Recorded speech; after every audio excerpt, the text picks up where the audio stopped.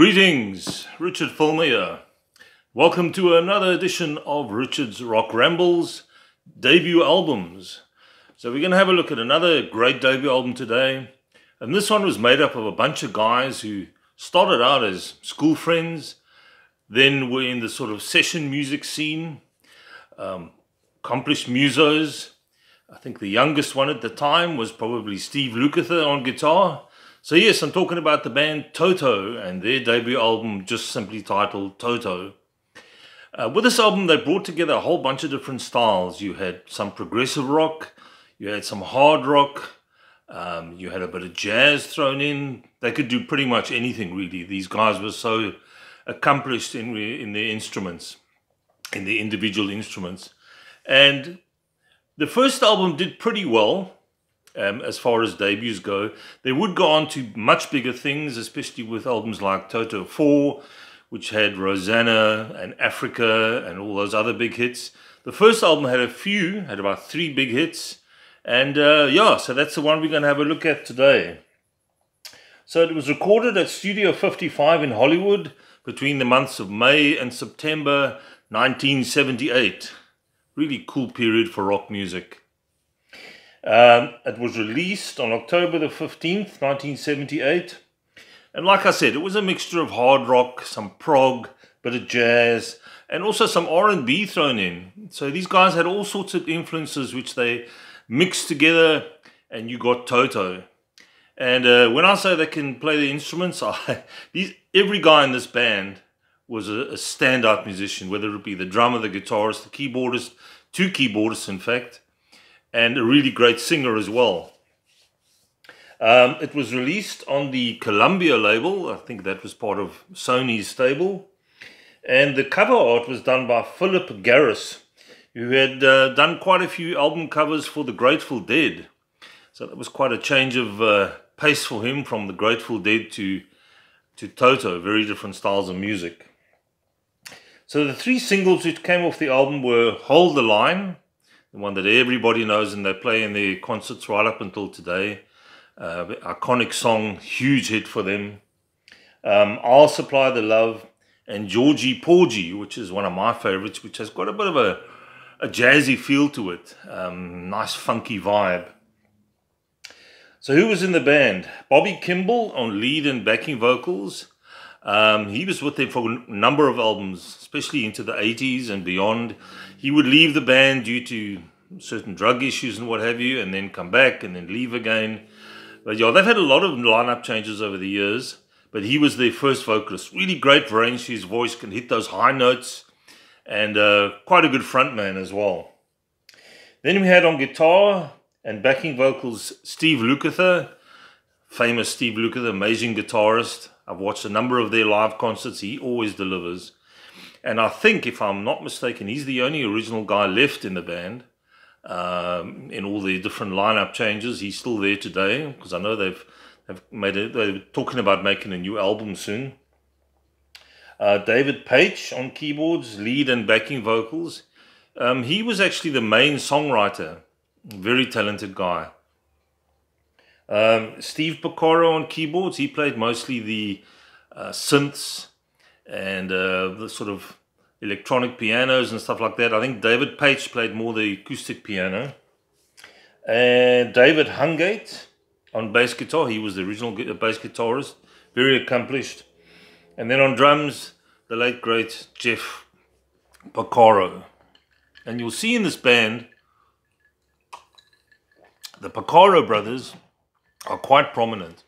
In the first lineup, you had Jeff Porcaro. Later on, his brother, Michael Porcaro, would come on bass. And on keyboards, you had Steve Porcaro in this lineup, in the first album. So 3 brothers in the band over different time periods. Jeff Porcaro was there for all the big 80s albums, the late 70s and the 80s. And unfortunately, he passed away. I think it was in the 90s or the 80s, I'm not quite sure. Big loss to the band. They did have quite a few accomplished drummers afterwards, including people like Simon Phillips. Stayed with them for about 10 years. But yeah, he was just an incredible drummer. So the album went 2 times platinum in Canada. and 2 times platinum in the US. It also sold all over the world, this first album. I remember here in South Africa it did pretty well as well. So let's take a look at the album. There's the cover. Great cover with that sword. And that would go on to be a kind of a staple in their album covers. You'd find this sword coming up in quite a few covers. I think this is also in Toto 4. It's a very similar cover to this. So it was produced by Toto, produced by the guys in the band. I mean, they were very good behind the desk as well as playing the instruments. So yeah, David Hunk at bass, Bobby Kimball vocals, Steve Lukather the guitar vocals, David Page keyboard vocals, Jeff Porcaro drums percussion, Steve Porcaro on keyboards and vocals.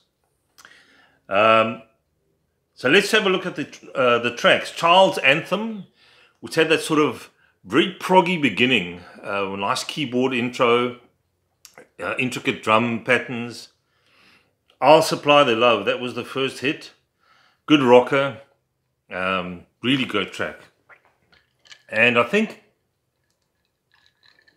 this was pre-MTV, so there wasn't really a much focus on music videos as they would come later in the 80s, but they did release quite a few music videos, early kind of music videos for this album, and I think I'll Supply the Love had a music video for that. Georgie Porgy, the track I spoke about, the jazzy track, that was also a big hit off here. Manuela Run, You Are the Flower, which was more of a sort of a ballady kind of track with a sort of mid-tempo vocal range from mid-range vocal from Bobby Kimball. Girl Goodbye, Taking It Back, Rockmaker, Hold the Line, that huge hit, and Angela, which was a nice...